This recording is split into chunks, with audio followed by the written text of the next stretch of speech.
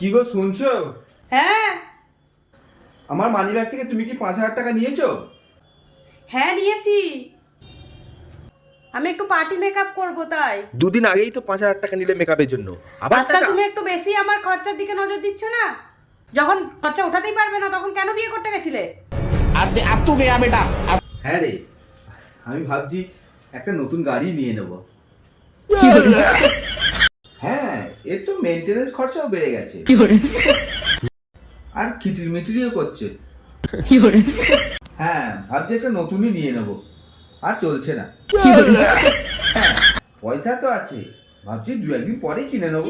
কি গো আমায় ক্ষমা করে দাও, আমায় ক্ষমা করে দাও। কি গো আমি আর কোনোদিন মেকআপ টেকআপ করবো না গো।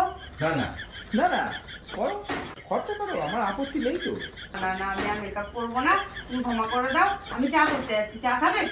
যাও, চা করে নিয়ে আসো। চা করে।